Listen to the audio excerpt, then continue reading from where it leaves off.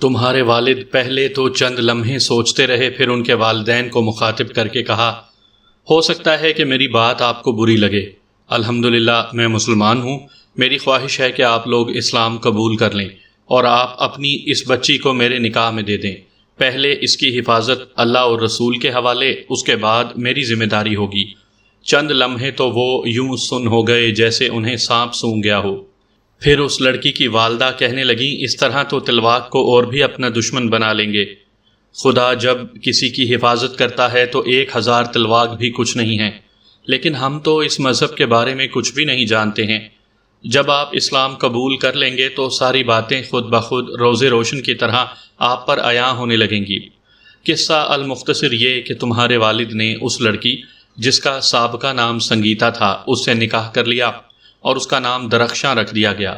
شادی کی پہلی رات ان بزرگ سمیت تمام اجنا اور روحوں نے انہیں اسلام قبول کروانے اور نکاح کرنے پر مبارکباد دی۔ خوشی کے ساتھ غم بھی لگا ہی رہتا ہے۔ دوسرے ہی دن ان کو ایک جن کے ذریعے تمہارے دادا کے انتقال کی خبر ملی تو وہ غم سے نڈھال ہو گئے۔ قبل اس کے کہ وہ اپنے والد کا آخری دیدار کرنے کو جاتے، انہیں وہاں جانے سے منع کر دیا گیا۔ ایک روز تلواگ اپنے لشکر سمیت اس وادی میں پہنچ گیا، لیکن تمہارے والد نے اسے وہاں سے بھاگنے پر مجبور کر دیا اور یہاں سے تمہارے والد کے اذیت ناک دن شروع ہو گئے۔ بڑے بڑے پنڈت پجاری تمہارے والد کے دشمن بن گئے۔ وہ ہر صورت میں درخشاں کی واپسی چاہتے تھے۔ پھر ایک روز ان کو اطلاع ملی کہ درخشاں کے ماتا پتا کو تلزاق کے آدمی اٹھا کر لے گئے ہیں۔ وہ درخشاں کو اطلاع دینے جلدی جلدی گھر آئے تو دیکھا کہ وہ بڑے انہماک سے نماز پڑھنے میں مصروف تھی۔ وہ اسے بڑی محویت سے دیکھتے رہے۔ دوسرے ہی لمحے درخشاں نے سلام پھیرا اور پھر مخاطب ہوئی، آپ اب تک کھڑے کیوں ہیں؟ آئیے بیٹھ جائیے، جبکہ وہ ابھی تک اسی انداز میں کھڑے تھے۔ درخشاں آپ پریشان نہ ہوں، میرے والدین کی حفاظت کرنے والا خدا ہے۔ اگر ان کی موت تلواق کے ہاتھوں لکھی ہے تو دنیا کی کوئی طاقت انہیں نہیں بچا سکتی، اور اگر نہیں لکھی تو دنیا کی کوئی طاقت انہیں نہیں مار سکتی۔ اس کے چہرے پر پریشانی کے کوئی آثار تک نہ تھے۔ لیکن تمہیں یہ سب کچھ، میں آپ کی بیوی ہوں اور آپ کو پریشان نہیں دیکھ سکتی۔ اب میں مسلمان ہوں اور اللہ نے آپ کی طرح مجھ پر بھی اپنی رحمت کے دروازے کھول دیے ہیں، اور ایک خوشخبری اور بھی لیجئے، بہت جلد اس دنیا میں آپ کا نام لینے والا آنے والا ہے۔ درخشاں نے شرماتے ہوئے بتایا۔ تمہارے والد نے آگے بڑھ کر اسے اپنی باہوں میں لے لیا۔ دوسرے دن تمہارے والد مکمل تیاریوں کے ساتھ وادی سحر جا پہنچے، اور وہاں پہنچتے ہی انہوں نے تلزاق کو للکارا تھا۔ تلزاق کو زندگی میں کبھی کسی نے اتنی دیدہ دلیری سے نہیں للکارا تھا۔ تمہارے والد اور تلزاق کے درمیان ایک جنگ چھڑ گئی جس میں نہ جانے کیسے کیسے حربے استعمال کیے گئے۔ آخرکار تمہارے والد نے تلزاق کو جہنم واصل کیا، لیکن ایک نمرود مرا تو دوسرا پیدا ہو گیا، اور وہ تھا تلزاق کا بھائی سمارا۔ تلزاق کے مرتے ہی وہ وادی سحر کا حکمران بن گیا۔ پھر تمہارے والد اور سمارا کے درمیان ٹھن گئی، لیکن جہاں تمہارے والد رہتے تھے وہاں سمارا کا کوئی داؤ نہیں چلتا تھا، کیونکہ اس مکان کے گرد ایک حصار بنا ہوا تھا اور وہاں جن اور روحیں پہرا دیتی تھیں۔ پھر ایک روز تم دنیا میں آ گئے۔ تمہارے والد اور والدہ اس قدر خوشیوں میں مگن ہو گئے کہ اپنے دشمنوں کو بھی فراموش کر بیٹھے، اور یہی ان کی سب سے بڑی غلطی تھی۔ اس وقت تمہاری عمر کوئی 7 یا 8 سال کی ہوگی کہ ایک روز تم ایک بلی کے بچے کے ساتھ کھیلتے ہوئے اپنے اس مکان سے باہر نکل گئے، اور سمارا کا ایک غلام جن تمہیں وہاں سے اٹھا کر لے گیا۔ سمارا نے تمہیں قید خانے میں ڈلوا دیا اور وادی سحر کے گرد اپنا حصار اتنا مضبوط کر دیا کہ کوئی پرندہ بھی اس کی اجازت کے بغیر پر نہیں مار سکتا تھا۔ تمہیں جس کوٹھڑی میں رکھا گیا تھا، ٹھیک اس زمین کے نیچے سانپوں کی بہتات تھی، اور وہ اکثر اوپر اس اندھیری کوٹھڑی میں آتے رہتے تھے۔ ایک روز ایک بہت بڑا ناگ اوپر کوٹھڑی میں نکل آیا اور دور بیٹھ کر تمہیں دیکھتا رہا۔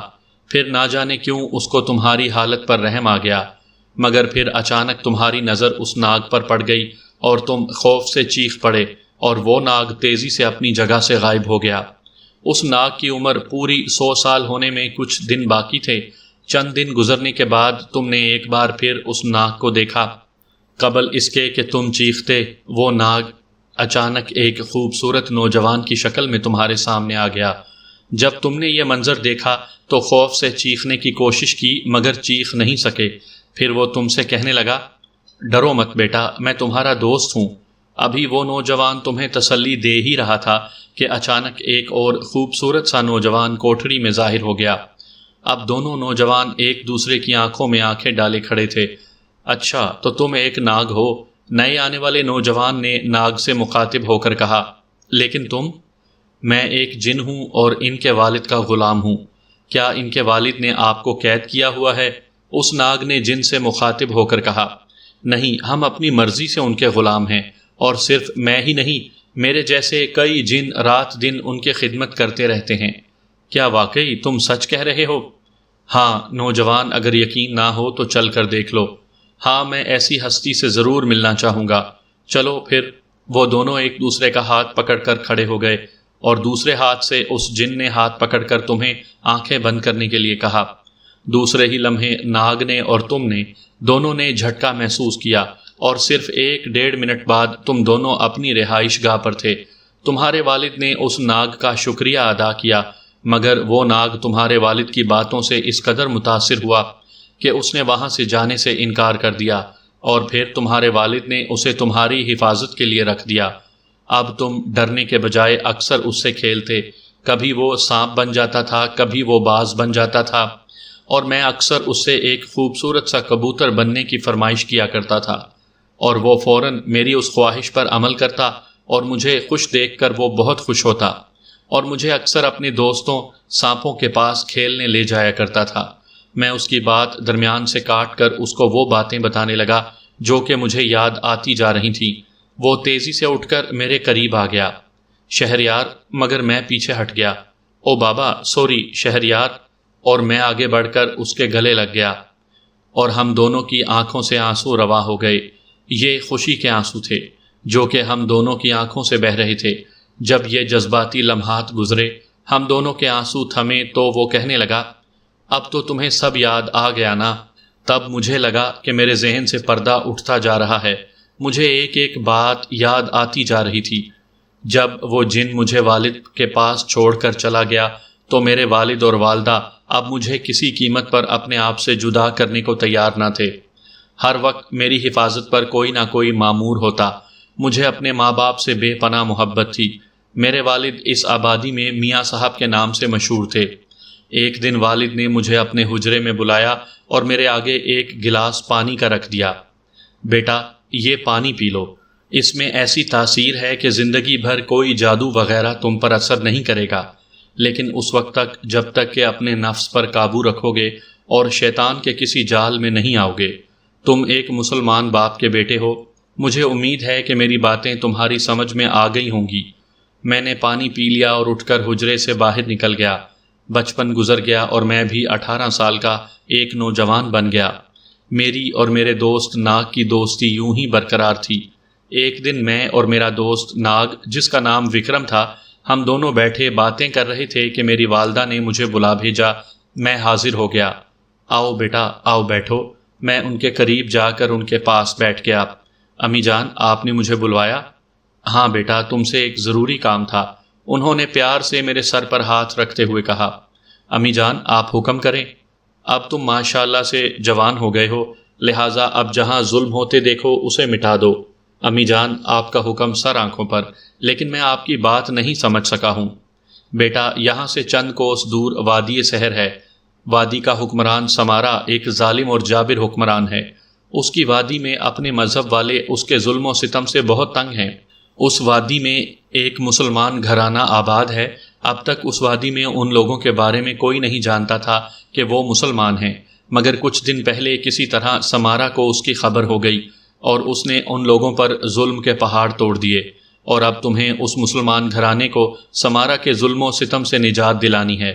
لیکن امی جان، میں وادی سحر میں پہنچوں گا کیسے؟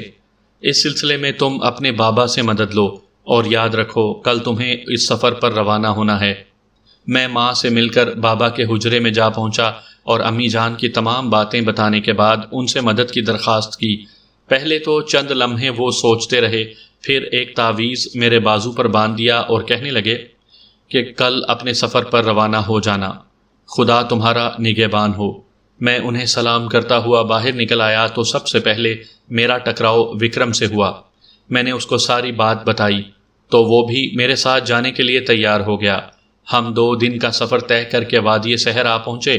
ہم نے جیسے ہی وادی سحر میں قدم رکھا، ہر طرف سرخ و سفید آندھیاں سی چلنے لگیں اور ہر قدم پر میرا ٹکراؤ عجیب و غریب قسم کی مخلوق سے ہونے لگا۔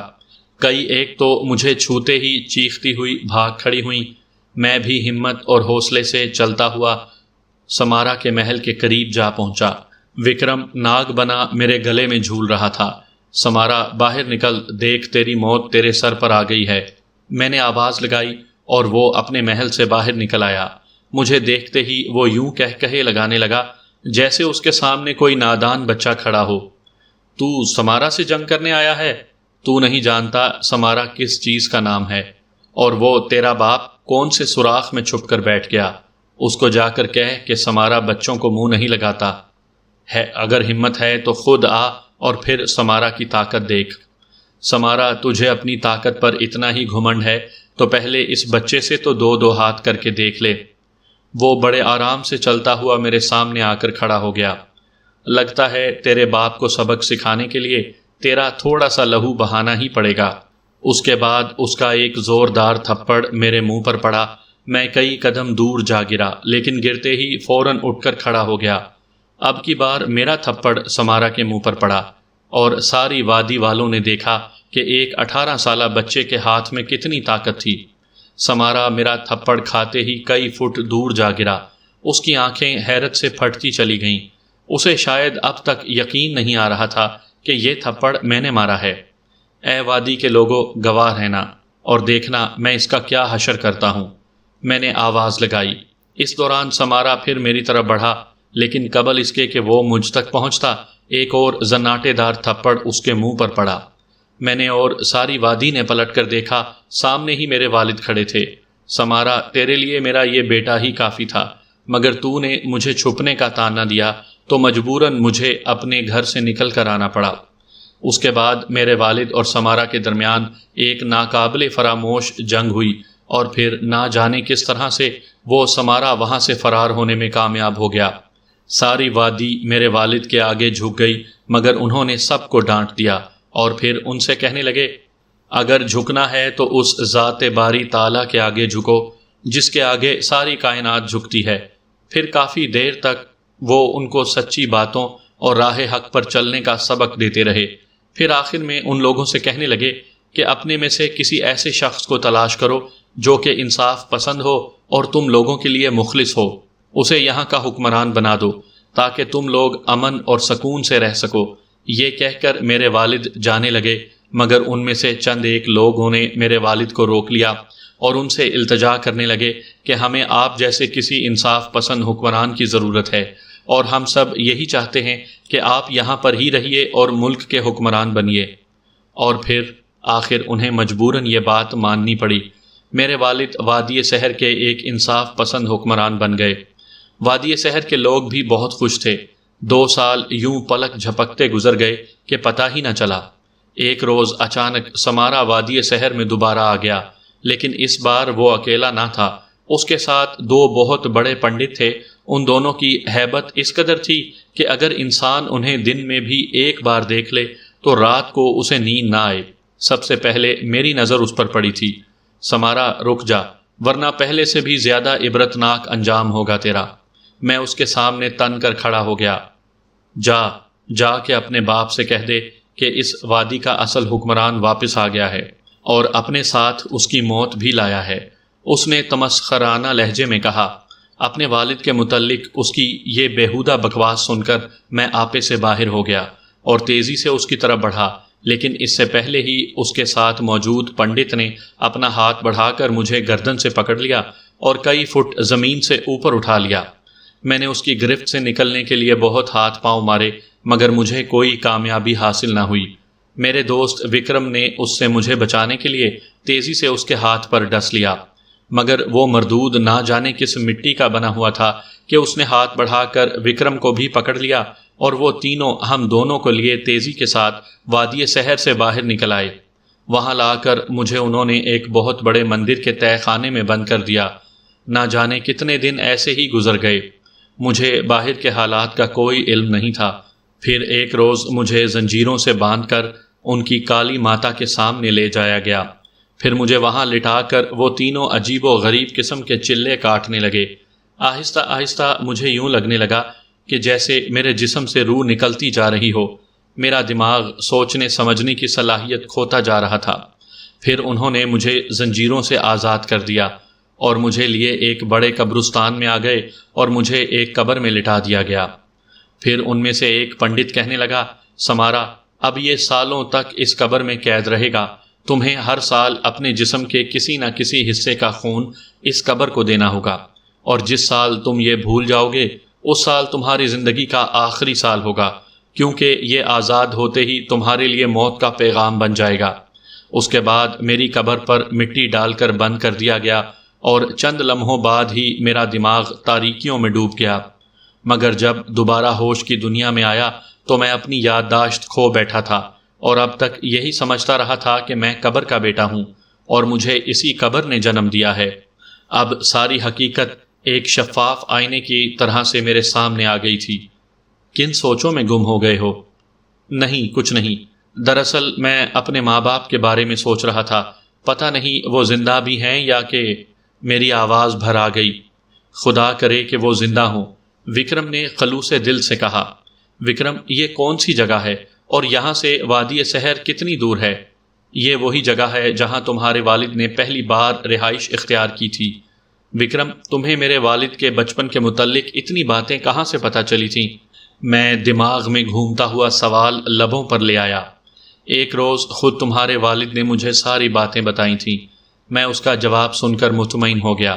مجھے اتنا مارنے والا اور وہاں سے یہاں تک اٹھا کر لانے والا کون تھا؟ تم اس کے بارے میں کچھ جانتے ہو؟ میری یہ بات سن کر اس کے چہرے پر بڑی پراسرار مسکراہٹ پھیل گئی اور میں ہونکوں کی طرح اسے دیکھنے لگا، اور میرے یوں دیکھنے پر اس کے چہرے پر موجود مسکراہٹ اور گہری ہو گئی۔ وہ دھرم ناتھ کا ایک غلام جن تھا جو کہ تمہارے ہاتھوں مارا گیا۔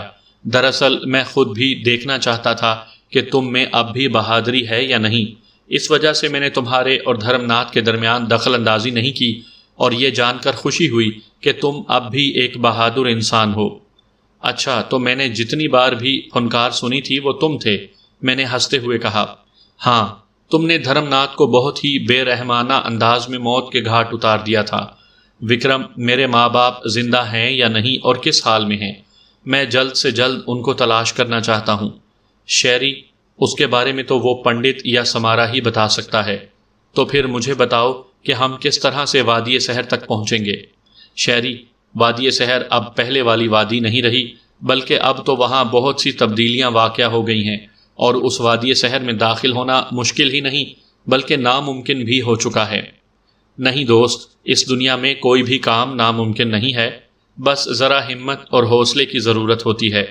وادی سحر یہاں سے کئی کوس دور ہے، اور وادی سحر سے پہلے ایک جنگل آتا ہے جو خونی جنگل کے نام سے مشہور ہے، اور وہاں کے بارے میں لوگوں کا کہنا ہے کہ اس جنگل میں 24 گھنٹے پیڑ، پھول اور پتوں سے خون ٹپکتا رہتا ہے، اور اس جنگل میں جانے والوں میں سے صرف ایک شخص صحیح سلامت باہر نکل سکا ہے، مگر وہ بھی چند دنوں بعد دماغ کی رگیں پھٹنے سے مر گیا تھا۔ ابھی ہم یہ باتیں کر ہی رہے تھے کہ پورا محل لرزنے لگا۔ ایسا لگ رہا تھا جیسے کہ ابھی یہ محل زمین بوس ہو جائے گا۔ پھر اچانک مجھے میرے سر پر کوئی شے گرتی ہوئی محسوس ہوئی اور میرا ذہن تاریکیوں میں ڈوبتا چلا گیا۔ آخری منظر جو میری آنکھوں نے دیکھا تھا وہ میں نے وکرم کو ایک دم انسان سے ناگ بنتے دیکھا تھا۔ اس کے بعد میرا ذہن مکمل تاریکیوں میں ڈوب گیا۔ جب دوبارہ ہوش آیا تو میں کسی عمارت کے تہہ خانے میں زمین پر زنجیروں سے بندھا ہوا پڑا تھا۔ میں اپنے ہاتھ پیر کو حرکت بھی نہیں دے سکتا تھا۔ میں نے دائیں بائیں کا جائزہ لینے کی کوشش کی، مگر سوائے تاریکی کے کچھ بھی دکھائی نہ دیا۔ میرے چاروں طرف ہولناک تاریکی ہی تاریکی چھائی ہوئی تھی۔ مجھے یوں لگ رہا تھا جیسے کہ کسی نے مجھے زنجیروں میں باندھ کر ایک بار پھر کسی اندھیری قبر میں ڈال دیا ہو۔ اچانک ہی مجھے دور سے کسی کے قدموں کی آواز آنے لگی۔ میرے خیالات کا تسلسل ٹوٹ گیا اور میں بڑی بے چینی سے آنے والے لمحات کا انتظار کرنے لگا۔ چند لمحے بعد ہی میں نے دروازہ کھلنے کی آواز سنی اور ساتھ میں 2 انسانی ہیولوں کو دروازے سے اندر داخل ہوتے دیکھا۔ مجھے ان کے صرف سائے سے نظر آ رہے تھے۔ پھر اچانک ہی پوری جگہ تیز روشنی میں نہا گئی، اور پھر جو منظر میں نے دیکھا اس نے میرے ذہن میں آندھیاں سی چلا کر رکھ دی۔ میرے سامنے وہی دونوں پنڈت کھڑے تھے جن دونوں کی وجہ سے میں 9 سال تک قبر کا قیدی بنا رہا، اور آج انہیں اپنے سامنے دیکھ کر میرا خون کھول اٹھا۔ آخر تم ہماری قید سے آزاد ہو ہی گئے تھے، مگر دیکھ لو ہم نے دوبارہ پکڑ لیا، اور اب کی بار تمہیں قید نہیں کیا جائے گا، بلکہ اب تمہیں سمارا کے راستے سے ہمیشہ کے لیے صاف کر دیا جائے گا۔ اوم پرکاش، میں اب تمہاری موت بن کر آیا ہوں۔ تمہاری یہ زنجیریں مجھے زیادہ دیر قید نہیں رکھ سکتی۔ میں کسی بپھرے ہوئے سانڈ کی طرح سے غرایا۔ رسی جل گئی مگر بل نہیں گئے۔ تجھے اب بھی خوش فہمی ہے کہ تو اس قید سے آزاد ہو جائے گا؟ اوم پرکاش نے طنزیہ انداز میں ہنستے ہوئے کہا۔ اوم پرکاش، تو کیا، تیرے جیسے 10 اوم پرکاش بھی میرا کچھ نہیں کر سکتے، میں نے بھی ترکی بترکی جواب دیا۔ بنتی لال، اسے اٹھا کر لے چلو۔ اس نے اپنے ساتھ آنے والے دوسرے پنڈت کو مخاطب کیا جو کہ اب تک صرف خاموشی سے ہماری باتیں سن رہا تھا۔ پھر دونوں نے آگے بڑھ کر مجھے اٹھایا اور اس کمرے سے باہر نکل آئے۔ وہاں سے نکل کر وہ لوگ مجھے ایک ایسے کمرے میں لے گئے جہاں پر ایک بہت بڑا شیطانی مجسمہ رکھا ہوا تھا۔ مجھے انہوں نے لے جا کر اس شیطانی مجسمے کے قدموں میں ڈال دیا، اور وہ دونوں خود مجھ سے کئی قدم دور ہٹ کر کھڑے ہو گئے۔ میں نے پوری کوشش کی کہ کسی طرح سے ان زنجیروں سے آزاد ہو جاؤں، لیکن میری یہ کوشش کامیاب نہیں ہوئی۔ پھر اچانک سناٹے میں اوم پرکاش کی آواز گونجی، اے ابلیس اعظم، ہم تیری خواہش کے مطابق ایک انسان کی بھیٹ دے رہے ہیں، تو اسے سویکار کر اور ہمیں ہمیشہ زندہ رہنے کی شکتی دان کر دے۔ میں حیرت سے اوم پرکاش کی بات سن رہا تھا۔ پھر بنتی لال نے اپنی جیب سے ایک تیز دھار خنجر نکالا اور میرے قریب آنے لگا۔ مجھے اپنی موت اپنی آنکھوں کے سامنے نظر آ رہی تھی، بچاؤ کی کوئی صورت نظر نہیں آ رہی تھی، اور بنتی لال ہر لمحہ مجھ سے قریب تر ہوتا جا رہا تھا۔ لیکن قبل اس کے کہ وہ میرے نزدیک پہنچتا، ایک تیز چیخ وہاں پر گونجی اور اس کے ساتھ ہی وہ دھڑام سے فرش پر گر گیا۔ اس سے پہلے کہ میں کچھ سمجھنے کی کوشش کرتا، سانپ کی تیز پھونکار نے مجھے بہت کچھ سمجھا دیا۔ چند لمحوں بعد ہی بنتی لال کا جسم نیلا پڑ گیا اور اوم پرکاش پاگلوں کے سے انداز میں چیخا، کچھ بھی ہو جائے آج تمہاری بلی ضرور چڑھاؤں گا، اور تیزی سے وہ خنجر زمین سے اٹھا کر میری طرف بڑھنے لگا۔ میرے بالکل قریب پہنچ کر اس نے وہ خنجر میرے گلے میں موجود ڈوری پر رکھنے کی کوشش کی تھی، لیکن دوسرے ہی لمحے وہ چیختا ہوا کئی فٹ دور جا گرا، اور گرتے ہی مجھے یوں دیکھنے لگا کہ جیسے میں کوئی عجوبہ ہوں۔ وہ ایک بار پھر اٹھ کر تیزی سے میری طرف آیا۔ اس بار اس نے مجھے چھونے کی کوشش نہیں کی، بلکہ میرے قریب کھڑے ہو کر کتنی دیر تک تو نہ جانے کیا اناپ شناپ جاپ کرتا رہا۔ پھر جے کالی کا نعرہ مار کر خنجر کو دونوں ہاتھوں سے بلند کر کے میرے سینے میں اتارنے کی کوشش کی تو میں نے بے اختیار آنکھیں بند کر لیں، لیکن جب چند لمحے گزر جانے کے باوجود خنجر میرے سینے تک نہ پہنچا تو میں نے حیران ہوتے ہوئے آنکھیں کھول دیں۔ پھر میری آنکھیں حیرت سے پھیل گئیں۔ میں نے دیکھا کہ اوم پرکاش کے گلے میں مضبوطی سے ایک زنجیر پڑی ہے، اس کی آنکھیں ابل گئی ہیں، زبان بھی منہ سے باہر کو آ گئی ہے، اور اس کے پیچھے میرا دوست وکرم زنجیر کا ایک سرا پکڑے کھڑا ہے۔ پھر اس نے آگے بڑھ کر مجھے ان زنجیروں سے آزادی دلائی تو میں تیزی سے اٹھ کھڑا ہوا۔ وکرم نے ایک بار پھر اس کی گردن پر دباؤ بڑھانا شروع کر دیا۔ نہیں وکرم، اسے مرنا نہیں چاہیے، اس سے ابھی بہت کچھ معلوم کرنا ہے، میں نے چیختے ہوئے وکرم سے کہا۔ وکرم نے اس کو میری طرف دھکیل دیا اور میں نے اس کو اپنے دونوں ہاتھوں پر سنبھال لیا۔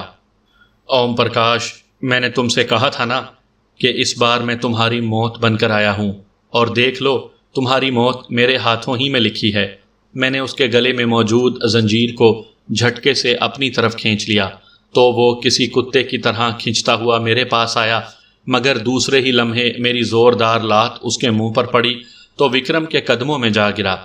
کافی دیر تک وہ ہم دونوں کے درمیان فٹ بال بنا رہا۔ پھر ہم دونوں مل کر اسے ایک کمرے میں لے گئے اور اسی زنجیر کے ذریعے الٹا لٹکا دیا، مگر حیرت انگیز بات یہ تھی کہ اب تک اس کے منہ سے کوئی آواز نہ نکلی تھی۔ اوم پرکاش، اب بتاؤ میرے ماں باپ کہاں ہیں؟ میرے سوال کا جواب دینے کے بجائے اس کے چہرے پر طنزیہ مسکراہٹ دوڑ گئی اور اس کی اس مسکراہٹ نے میرے تن بدن میں آگ لگا دی۔ بتاؤ بتاؤ، میرے ہاتھ مشینی انداز میں حرکت میں آ گئے۔ تم نہیں بتاؤ گے؟ وکرم، جاؤ باہر سے بنتی لال والا خنجر اٹھا کر لے آؤ۔ میرے اس جملے کے ساتھ ہی میں نے پہلی بار اس کی آنکھوں میں خوف کے سائے منڈلاتے دیکھے، لیکن دوسرے ہی لمحے اس نے خود پر قابو پا لیا۔ اگلے لمحے وکرم باہر سے خنجر لے آیا تھا۔ اب تم سب کچھ بتاؤ گے۔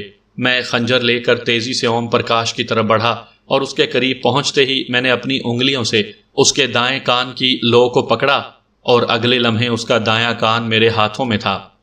بتاؤ اوم پرکاش۔ میں نے دوسرے ہاتھ سے دوسرے کان کی لو ہاتھوں میں پکڑی اور وہ بھی کاٹ دی۔ اس کا جسم یوں تڑپنے لگا جیسے کہ اس پر مرگی کا دورہ پڑ گیا ہو، اور میرے مزید کچھ پوچھنے سے پہلے وہ بے ہوش ہو گیا تھا۔ مگر میرا جنون ابھی ختم نہیں ہوا تھا۔ میں نے وہ خنجر بڑی بے دردی سے اس کی دائیں پسلی میں اتار دیا اور وہ ایک بار پھر چیختا ہوا ہوش میں آ گیا۔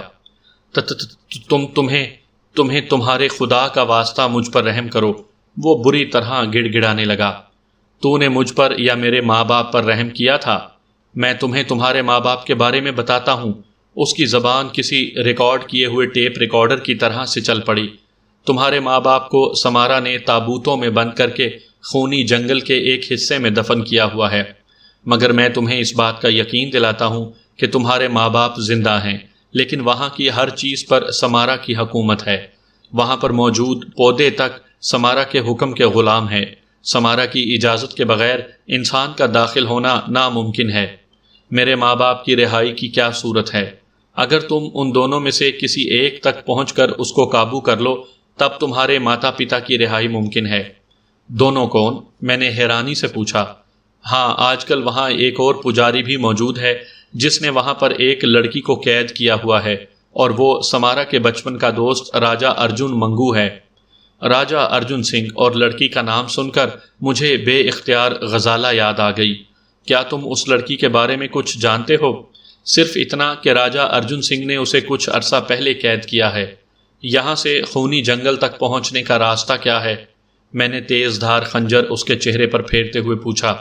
میں تمہیں خونی جنگل کے قریب ترین پہنچا سکتا ہوں، لیکن کیا وہاں پہنچنے کے بعد تم مجھے چھوڑ دو گے؟ یہ ہماری مرضی پر منحصر ہے۔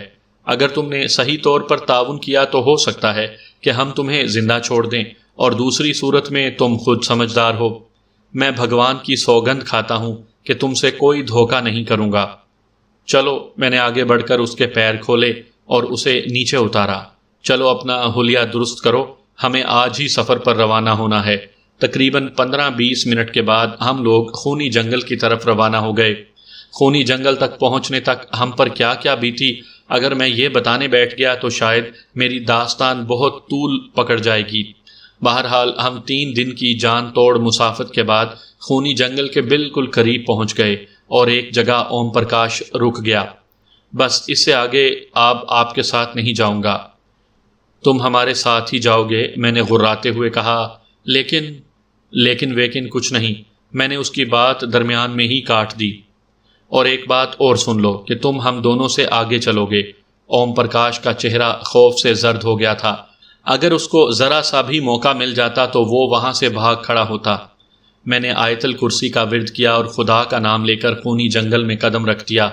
ہمارے جنگل میں قدم رکھتے ہی تیز آندھیاں سی چل پڑیں اور وہاں پر موجود دھول اتنی شدت سے ہماری آنکھوں میں آ کر لگنے لگی کہ ہمیں مجبوراً اپنی آنکھیں بند کرنی پڑیں۔ مگر مئی کے گرم گرم تھپیڑے ہمارے چہروں پر لگنے لگے۔ مجھے یوں لگ رہا تھا کہ اگر چند لمحے مزید کھڑے رہے تو ہمارے جسموں میں آگ لگ جائے گی۔ پھر اچانک سب کچھ تھم گیا، جیسے کچھ ہوا ہی نہ ہو، اور ہمارا سفر ایک بار پھر خونی جنگل کے اندر شروع ہو گیا۔ اوم پرکاش، اب یہاں سے تم ہمیں وہ راستہ بتاؤ گے جہاں پر میرے ماں باپ تابوت میں دفن ہیں۔ پھر اوم پرکاش ہمیں راستہ بتانے لگا، مگر کافی دیر گزر جانے کے باوجود بھی ہم جنگل میں بھٹکتے رہے۔ اوم پرکاش، کہیں تم ہم سے دھوکہ تو نہیں کر رہے؟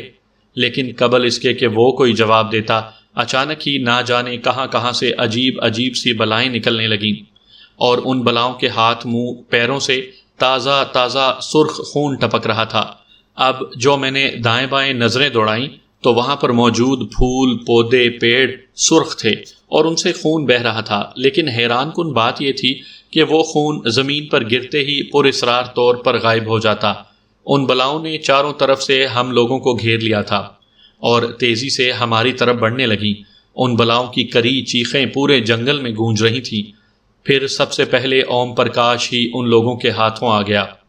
جیسے ہی اوم پرکاش ان لوگوں کے ہاتھوں میں آیا، صرف 1 منٹ کے اندر اندر انہوں نے اسے جگہ جگہ سے نوچ کھسوٹ کر رکھ دیا۔ چند لمحوں بعد ہی اوم پرکاش کا ہڈیوں کا پنجر زمین پر پڑا تھا۔